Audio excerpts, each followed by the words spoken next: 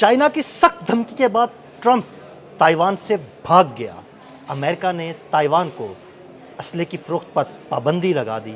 मामला क्या है, चाइना ने क्या धमकी दी थी और ताइवान का मामला क्या है, इस बारे में आमिर रज़ा से बात करते हैं। आमिर भाई, ट्रंप ने चाइना का दौरा किया, लेकिन चाइना का बड़ा सख्त मौक़िफ़ था ताइवान के बारे में। उसके बाद समझे कि डोनाल्ड ट्रंप भाग ही गया है। अमेरिका ने कोई असलहा देना था ताइवान को, उससे भी इनकार कर दिया। ये क्या मामला है? देखिए, पहली बात तो यह है कि जब डोनाल्ड ट्रंप चाइना जा रहे थे, उसी वक्त अमेरिका में मौजूद चीनी सफारत खाने ने एक पम्फलेट जो है वो उन्होंने अपने एक्स अकाउंट पर दिया था और इस एक्स अकाउंट में उन्होंने 4 रेड लाइंस करार दी थी। इस 4 रेड लाइंस में जो नंबर 1 थी वो ताइवान था। पहली बात तो ये है। और ताइवान के साथ चीन के साथ क्या मामला है और चीन आगे जाकर क्या करने वाला है, ये मैं बाद में बताऊँगा।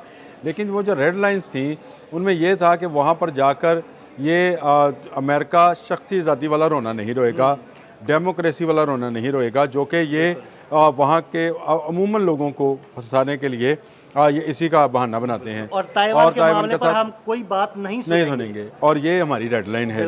और चौथा उनका यह था कि चीन की डेवलपमेंट को जो है नहीं रोका जाएगा। अच्छा, मैं उस वक्त मैंने भी ये ख्याल ये शायद समझा था, मैं इस ट्वीट से मैं अपनी गलती तस्लीम करने वाला बंदा हूँ। मैं ये समझा था कि ये शायद चाइनीज़ जो इंडस्ट्रियल डेवलपमेंट कर रहे हैं ये उसमें है। अच्छा, ये जोग्राफियाई डेवलपमेंट पे बात नहीं होगी।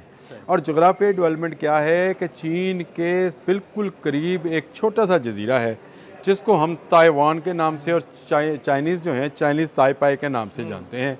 ये जब चीन जो है बादशाहत से निकल रहा था और कम्युनिज़म यहाँ पर आ रहा था, तो ये कम्युनिज़म के ही 2 ग्रुप तकसीम हुए थे। एक जो इस वक्त चीन पर काबिज़ है और दूसरा जो है वो ताइवान पर चला गया। लेकिन इन दोनों के आपसी इख्तलाफात मौजूद थे। चीन इस इलाके को क्योंकि चैंग काई शक के दौर से, बादशाहत के दौर से चीन का हिस्सा था ये, वो आज भी इसको अपना हिस्सा तस्लीम करता है। और चीन का ये दावा बिल्कुल सही है कि वहाँ पर एक रेबल ग्रुप ने जो है कब्ज़ा किया हुआ है। अब ये रेबल ग्रुप जो था इसको पूरी सपोर्ट हासिल थी किनकी? जापान की, साउथ कोरिया की और अमेरिका की। बिल्कुल सही। अच्छा, इन्होंने क्या किया? इन्होंने वहाँ पर इंडस्ट्रियल रेवोल्यूशन लेके आए। वहाँ पे ताइवान में अगर आप कहें समझें तो दुनिया की कीमती तरीन ज़मीन अगर कहीं पर है तो ताइवान में है। उसके कोने कोने पर इंडस्ट्री जो है वो लगवाई गई और उसकी पूरी दुनिया में एक मार्केट जो है जापान और कोरिया के साथ साथ डेवलप की गई और ताइवान मुआशी तौर पर एक मजबूत मुल्क बन गया। अब जब मुआशी तौर पर मजबूत बना तो ये बिल्कुल चीन की सरहद के साथ, चीन के समुंदर के साथ शामिल था। तो यहाँ ज़रूरत महसूस की कि अमेरिका अपने अड्डे बनाए। सही। और ताइवान के साथ मिलकर इन्होंने फ़ौजी मशक़ें की। मैंने आपको याद है इस पर व्लॉग किया था कि 17,000 जो हैं अमेरिकन गए हैं, ट्रुप्स गए हैं, चीन ने इस पर कहा है। अब जब डोनाल्ड ट्रंप हारा हुआ, मैं ये कहूँगा ईरान से हारा हुआ डोनाल्ड ट्रंप मदद के लिए जाता है शी जिन के पास, तो उससे पहले उसके लिए एक क्या उसको कहते हैं मेन्यू कहेंगे या उसके लिए अलार्मिंग कोई शीट कहेंगे, उसको जो भी आप कहें, वो एक जारी किया जाता है और उसमें कहा जाता है कि ये रेड लाइन है, इस पर तुमने बात नहीं करनी है। हाँ, जो मर्जी बात करो, ट्रेड की बात कर लो और किसी मामले की बात और कर बड़ी लो, एक दिलचस्प इसमें बात नहीं। दिलचस्प वीडियो है जिसमें सहाफ़ी सवाल करता है डोनाल्ड ट्रंप से कि आपकी शी जिन से ताइवान के मौजू पर बात हुई, तो उसका जवाब डोनाल्ड ट्रंप ने पता क्या दिया? चीन इज़ अ ब्यूटीफुल कंट्री। ये जवाब था ताइवान पर। उसने दोबारा सवाल रिपीट किया। वो वीडियो आप नहीं लगाएंगे, मुझे पता है आप नहीं लगाते, लेकिन उसका दोबारा सवाल उसने ताइवान पर किया तो डोनाल्ड ट्रंप ने अपने आप को टर्न कर लिया कैमरे से दूसरी तरफ और चलना शुरू कर दिया। तो इसका मतलब ये है कि उसी वक्त हमें समझ आ गया था कि अब ताइवान गया, ताइवान चीन का हिस्सा है, चीन के पास चला जाएगा क्योंकि अमेरिका इससे हाथ उठा लेगा। अगर अमेरिका उठाता है तो इसका मतलब है साउथ कोरिया और जापान जो है भी जो ना पीछे हार जाएंगे और ये ताइवान पर चला जाएगा। अब आप देख लें कि $14 बिलियन, ये छोटी रकम नहीं है, $14 बिलियन का असला ताइवान ख़रीद रहा था। ताइवान के जो इस वक्त कायम मुकाम नेवल चीफ़ हैं, उन्होंने इस बात का इजहार किया है कि अमेरिका ने हमें ये कहा है कि ईरान वॉर की वजह से हम आपको असला नहीं दे सकते हैं। मुझे एक बात बताएं, ना ताइवान ईरान वॉर के अंदर है, ना दुनिया भर में जो इस मामले में जो इत्तफाक है कि जंग ज़दा इलाकों में असला नहीं बेचा जाएगा। तो ये अमेरिका किस हिसाब से उसको मना कर रहा है, ये सिर्फ वो शी जिन की धमकी है। बिल्कुल, मैं भी यही कहने वाला था कि दरअसल वो सिर्फ बहाना बना रहा है ईरान वॉर को। ये चाइना की जो धमकी है ना, उसकी वजह से ही ये पीछे हटने पर मजबूर हुआ है। जी बिल्कुल, चाइना ना सिर्फ उसको अस्करी तौर पर मारने के काबिल बन गया है, बल्कि मुआशी तौर पर भी मारने के काबिल हो गया है। हाँ जी। ये बड़ा मजाक बना था कि डोनाल्ड ट्रंप ने जब ग्रेट अमेरिका का नारा लगाते हुए अपनी कैप उठाई थी, वो भी तो made उसके in नीचे China मेड थी। इन चाइना थी।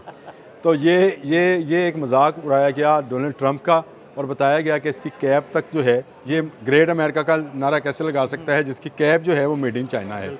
तो ये मेड इन चाइना जो है ये बनना इसलिए भी अब चीन के लिए, देखें चीन मुआशी तौर पर एक जाइंट बन गया है।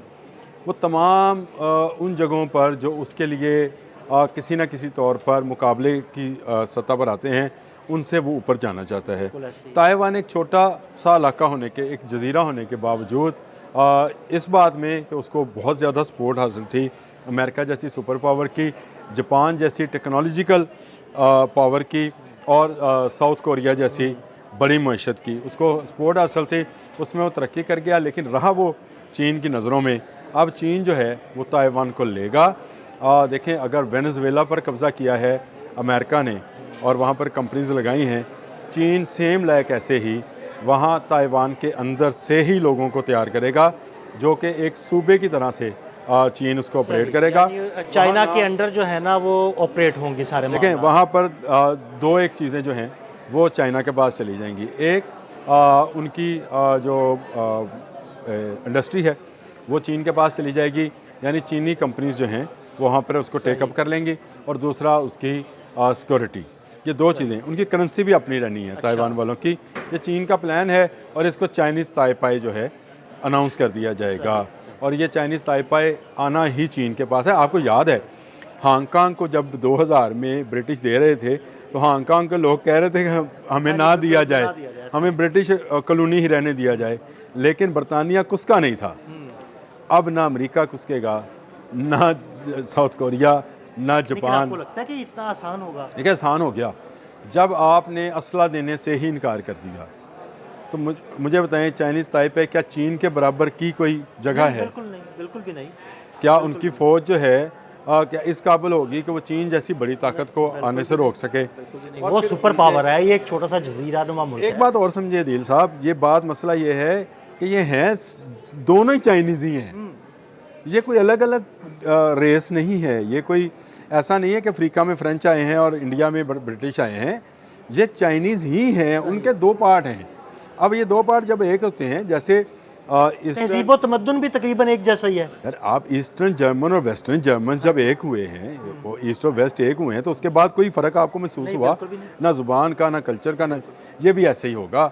ये बस इसका नाम जो है एक मुल्क से निकलकर एक चीनी सूबे की सूरत में या चाइनीज़ ताइपाई की सूरत में, जिसमें बहुत सारी खुद मुख्तारी भी शामिल होगी, वो चीन देगा। अमेरिका यहाँ से भाग गया है, मैं आपको बता दूँ, और बहुत जल्द अमेरिका जापान से भी भागने वाला है। ये मेरी प्रेडिक्शन है। बहुत शुक्रिया आमिर भाई। आमिर भाई ने बड़ी तफसील के साथ इस सारे मामले पर रोशनी डाली। मज़ीद अपडेट्स के लिए मैं फॉलो करते रहें। अदील अहमद और आमिर रज़ा को इजाज़त दीजिएगा। अल्लाह हाफ़िज़।